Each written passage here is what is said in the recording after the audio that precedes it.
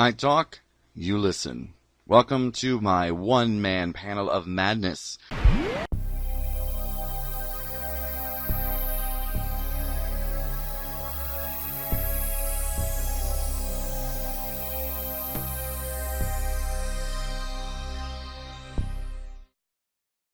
This is Dr. Gio Who, and welcome back to my one-man panel of madness. So all I've got to say about Star Wars: The Rise of Skywalker is that it was epic. Now, of course, there's always going to be people who don't like things. I mean, it's just the nature of life. You have people who like, dislike, are neutral about it. But I learned a long time ago, and again, this was thanks to Doctor Who, that we, for one thing, can't take things seriously, too seriously, you know? We want to enjoy our fandom and not, sort of begrudge our lives just because we didn't agree with the script or we didn't agree with a character, And for me, I'm always just happy to have Star Wars, to have Star Trek, to have Doctor Who, to have all the things that I enjoy as a fan, as a geek.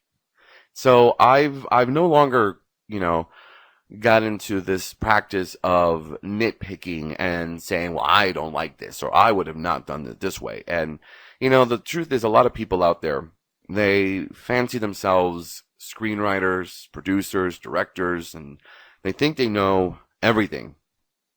They think they know how to write scripts. They know what a good script should be.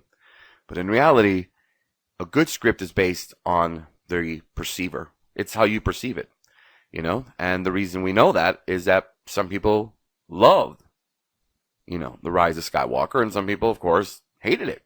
So, hey, it's up to you. It's entirely up to you how you perceive what you like. So call that a little bit of Dr. Gio Who's wisdom. So with that, I've got to say it was epic. It was a thrill ride. It literally was. For me, it was a nonstop, a nonstop roller coaster. I had the opportunity to see it where it all began back in 1977 at the Chinese Theater. And it was awesome. It was an IMAX and it was a packed house with hundreds of fans.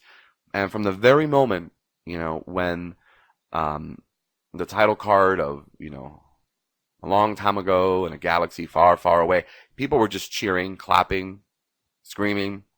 And I got to say, it was very emotional for me because I am a child of Star Wars. I grew up, in the 80s, and I've said it before. My mom told me she saw the movie multiple times when she was still carrying me, right? So I was about 7 months before I was born. She saw it so many times, and she always said that it was because my brother kept telling her, I want to go see the movie. I want to go see Star Wars. I want to go see Star Wars. The second one she took me, I was 3 years old, and she said I didn't cry. I just sat there, and I must have watched it and enjoyed, because to me, Empire is still my favorite. And I've got to say, though, very close tie with The Rise of Skywalker. And the third movie, of course, I saw in theaters, and I always remember the Christmas that I got nothing but Star Wars toys.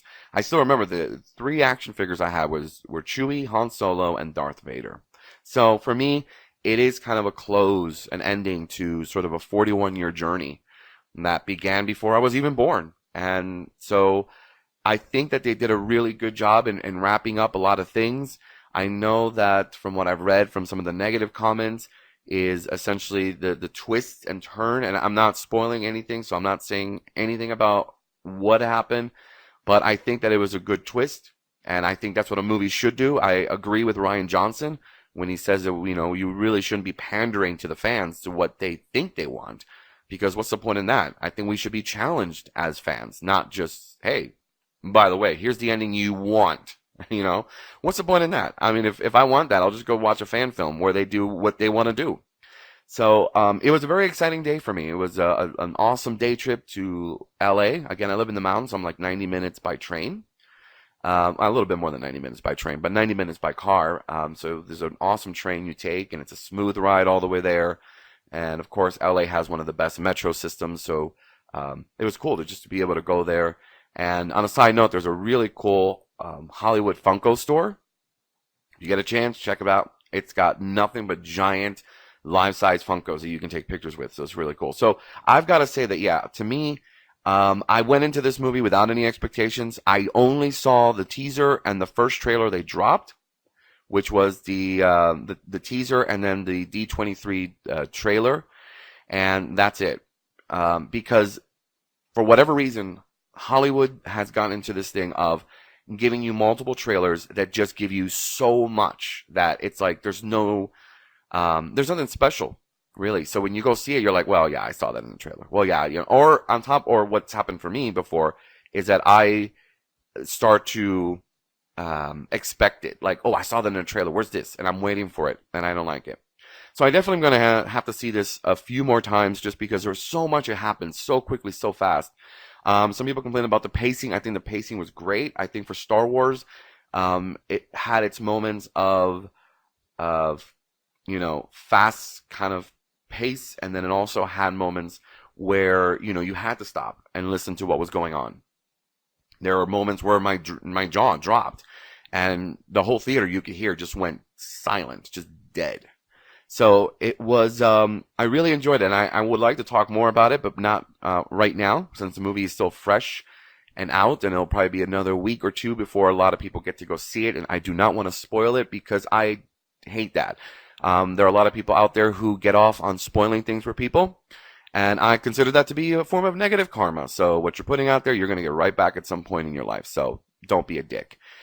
Sorry for that. Anyways, yes, definitely go check out The Rise of Skywalker. Again, go in it realizing that it's a labor of love, really, at this point. We know J.J. Abrams is a huge Star Wars fan. That's why he took on the first movie. I think the way he directed was great. I think it gave us everything we wanted, those real sort of, again, epic Star Wars moments that they have to be there. They're part of the Star Wars legacy. And it's really hard to talk about this without not releasing any information besides what's been seen. Well, we know Billy D. Williams is back. We saw him in the trailer, in multiple trailers. It's really nice to have him back.